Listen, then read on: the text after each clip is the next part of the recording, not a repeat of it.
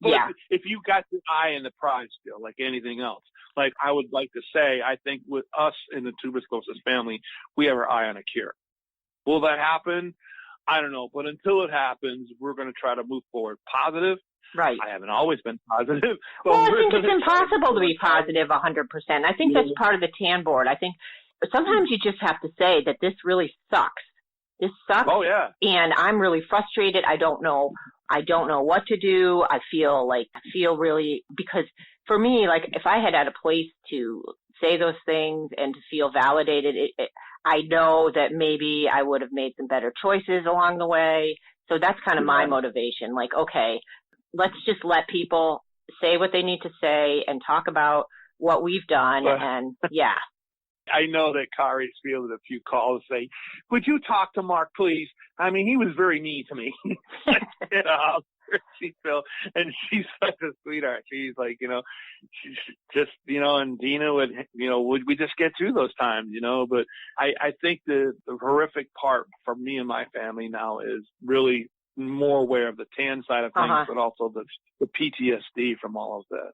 I'm telling you, you can cut it with a knife when, we go through what we go through. As a matter of fact, I was taking Alex. We don't live far from the medical office that we go to sometimes, and I walk in, and I had no car because, Nadi was working and she was taking some summer classes. Mm-hmm. So I just walked with, and then on the way back, he just goes into a full-blown seizure. Right? Oh, my goodness. Oh, my. Well, it's PTSD, but it's also like you can't say, like, the stuff that other people, traumas that they have, they're in the past, but we kind of have to live with the fact that chances are something's going to happen again in the future. So it's almost like you're always walking that thin line of trying not to project. Right. You won't. And then life happens. Like, it'll be 2 years this coming Thanksgiving Eve, the Wednesday night, my brother decided to take his life. So it's like, oh, Mark, I'm so sorry to hear that. What do you do with that? Those the unexpected events of life. So now it's taken a while because of all this PTSD issues I deal with. But now I'm starting to go in a new arena of suicide prevention support groups. Wow. So, and my wife thinks, like, Mark, you gotta, and I think even Dina may have mentioned this too, but Nadi would say, you're taking on too much again. You're going to burn yourself out. Because that did happen to me with the Alliance stuff. I was feeling very burnt out because I was giving and giving and giving and giving and giving. And yet at the same time, and I love that, but at the same time, I had a lot of stuff I was not addressing for me. I hear you. I hear you. You know what I mean? I do. I felt some of that too. Like, I cannot do one more thing. I want to, but I've got to do these other things because my personal life and my family are calling me to do these other things, but wanting to do that. And also, I think one thing, like you're talking about getting angry with people or whatnot, I find myself like triggered very easily when I read something that someone's posting that either, I don't know, like it's not triggered, but I want to like address it. I want to tell somebody, not that they're wrong, but they're headed maybe the wrong way or whatnot. And I can't do that. I think giving advice for me is just bad because I'd rather just share what I've experienced because like no two people are the same and not everybody has the same resources or has the same support system. And I think all those things are factors in how you manage TAN. It's not just, it's who you have home with you to help you through this and, what resources you have to get like, mental health support, and it's complicated. So I do understand that. Getting mad. It doesn't make it any easier, and when you got like myself, my brain will never shut down. It's always on overload. You know what I mean? My poor wife gets mad at me so many times. He said, and of course, I go to sleep thinking this because he's always saying, do you mind if I finish? And I do that with my bosses at work. I said I've been on the work for a while since December, of last year. Oh, wow. But, I'm in a very, the good Lord has always had me in positions to help people. Like I work in surgery holding as a technician. And I love talking with people, praying with them, encouraging them. You know what I mean? Mm-hmm. Even to the point of writing some literature for new hires, for new staff people coming on about teamwork and positive motivation and stuff like that, That's great. Yeah. So one thing I still want to do, and it's been real challenge, and I'm disappointed in myself it hasn't happened yet, but I want to write a song about tuberous sclerosis. That'll be like everybody's go-to theme song of encouragement, of motivation, of empowerment. I bet you will. I have not done that. I got like a writer's block that would drive me nuts. Yeah, probably you're locked down and thinking about it. Yeah. Because I think it's so personal. Mm-hmm. I hear you. I feel the same way, and I don't have the condition, but I don't think I could be doing something else completely, and because it's so all involving. And I think as your kids get older, it doesn't necessarily get easier. Jill, that's one thing I feel very blessed at. If you want to say, well, using the word blessed, maybe not the right word, but to me it is. Because not only am I a parent of a child, I also have it. So I've got the insight. Mm-hmm. And that thing that's hard with that is I know what is feeling. I know the body aches, the headaches, okay? But I would tell you, Jill, back in 2004 when he had his first status seizure, and I had worked with these gals when I worked at the hospital across the street, and they threw my wife out quickly because she was going nuts, as mamas will do. Yeah. But I was able to compose, and as Odie said, the nurse said, you can stay, but your wife's got to leave. And I watched them intubate Alex, and I felt like I was butt naked, all alone, nobody in the room but me and him. And I always draw from that when I need strength to get through this ugly disorder. Because there's some kind of common factor in that, even though it was very, very, very deep, very, very traumatic, if you will. Mm-hmm. And then I didn't do so good the second time down here when he had it and he had to be life flight. I basically passed out and I just lost my cookies. But my God, I don't know how. Yeah. Yeah. But Jill, let me say this too. Again, this goes along with networking. We found out because they couldn't get a line on him. They could not start an IV. He was a hard stick, probably because of the seizure alone. But they even tried the ISO going through the shin, and they couldn't do nothing. Well, another family member down in Atlanta was using nasal Percet, and we found out about it. So Nadia said, let's go to our local officials here in Rutherford County EMS.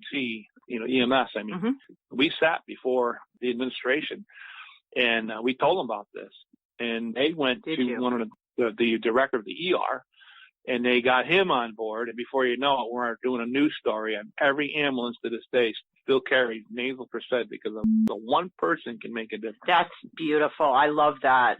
I think as I go along, I see more ways of like connecting with other people that, for instance, police and firefighters, I think would be a great group to connect with, because there's a lot of misunderstanding with police over autistic behaviors, looking at the superficial, the external behaviors and assuming, or, just because that's how they're trained to keep people safe. Maybe different approaches might be helpful with certain types of behaviors that might be attributed to IDD or autism.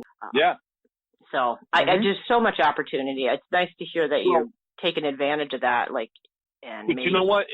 Anybody can do it. If you listen, whoever's going to hear this, I encourage them. If you haven't done this yet, go to where you live, go to your nearest fire department, bring your child if he's old enough, or if you so choose or are led to do this, bring them with you no matter how old. Say, listen, have you ever heard of tuberous sclerosis? This is little Maria, or this is little, Johnny. He has tuberous sclerosis. Can I give you some information? Because chances are, if there's an emergency with the fire departments being first responders, they're going to be there first. Like we know. It's already happened here, and it hadn't happened in years. And so now I have these, and they came in and they wanted their medical information, and it's all in my head. Or my daughter, she knows her own. She's got it in her phone. But I didn't have it anywhere in the house. So now I have it right on the fridge you're absolutely right. That's a great suggestion. As a matter of fact, the guys who were in Ladder Company 5 around the corner, they were the ones who, when Make-A-Wish gave us the pool for Alex and word got around, they came and hooked the hose up to the fire hydrant instead of waiting 2 days with a water hose. We had it within the hour.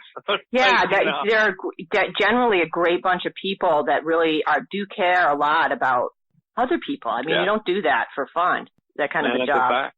Yeah.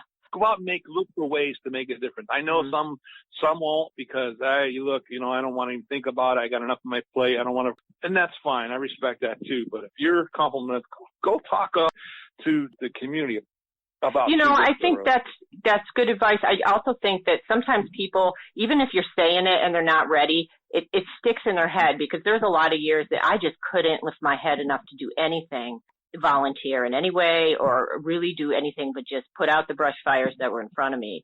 But I always was like, oh my gosh, I can't wait till the time. So like, maybe they won't step up now, or they won't, but the seeds are planted by everything that you say. Yeah, and you never know what people are going to listen to. And that fact, even be aware that they are listening, no matter who you're talking to. I've had people, like I was telling you before with the Juvenile Detention Center with the boys and the docs appointment, I've had people follow me out into the parking lot and say, excuse me, I couldn't help but hear, but what is this you're talking about? I think really? It sounds like something like, oh, yeah. You just never know. I know. Someone saw me with my Alliance shirt on, and they're like, oh, my godson has tuberous sclerosis. Yeah. I mean, that's where that goes. So, and if a knucklehead like me can do it, y'all can do it too. Oh, well. Y'all. Y'all. You got that. No, you're from Connecticut. What the heck? Yeah, forget about it. Don't it's wicked. Wicked awesome. That's wicked awesome. Move it through the moon. Yeah. Yeah, that's hilarious. Well, wait a minute. Before we go here, before we wrap up, I want to make sure I hit all these questions. Okay, because Dina wanted me to ask you. So you've covered why you volunteer. Really, this whole podcast is about that, but you've kind of covered that. And as far as adult engagement, what's your vision for I think you've kind of mentioned you want to focus on the neuropsych aspect, and do you have anything else to add to that, or anything? Just empowerment. Just that they would be empowered, that they would have the confidence, and they wouldn't let insecurities get in the way of empowering themselves to ask the right questions that they need to ask, and that they are no different than anybody else. They just happen to have this disorder. Preach it. Yeah, in some ways I kind of think like people that have tuberous sclerosis are here to teach this whatever place and time about all the gaps in the system. Because if you have TSC, you're going to come up against them. And it's like almost like making, like dragging the mental health part in and all the other aspects. Like we're learning from the people that have TSC. So in my opinion, people that have it should be on a pedestal and respected and honored, because holy crap. Yeah, it's just. I think if you ask those people, they would say, no, it's not about that. Just trying to help the next person. You know what I mean? True. And again, it all started with Nikki and myself, and then with Keith. I mean, you got some adults who caught it and they ran with it because they weren't afraid to take and listen to the no's. They weren't afraid to listen to, and there's another young lady up in Connecticut too. I like to give credit to, because this girl's got it, the disorder. And, Jen Waldron is an angel. I know Jen. She's really doing a lot too. Jen is a sweetheart. And, if everybody had the tenacity that Jen has, TS would be on every table in America. Yeah, she's amazing. She has that. Yep. Tips for dads getting a diagnosis. Oh my God! Listen, I still deal with some patients who the father just said, I can't handle this, and they've walked out on their families. I'm not that uncommon. I talk to a lot of people. No, it's not. I say this to my shame. I created a Facebook page called TSC Dads, and I don't work on that nowhere near as much as I should. But that page was recreated for fathers to be encouraged or to ask a question, or, and I still get some hits off that. I still have people who will email me or call me, some fathers, but just hang in there. And the thing that makes me angry with these guys is the fact that, listen, you may not be able to handle it, but what do you think your wife or your girlfriend's going through with having to live with this every day and you're not around? I said, that's not cool. It takes a bigger man to hang in there and have the confidence that we'll get through this together. Okay, we're going to make this work. We're going to help our son or our daughter. And that's something that really upsets me when I see that. I've seen it many times come through the clinic at Vanderbilt. I still have. Listen, I can share with you some horror stories that I continue on to this day where the moms call me and say, this is where we're at. But there are some dads who turned around and say, you know what? You're right.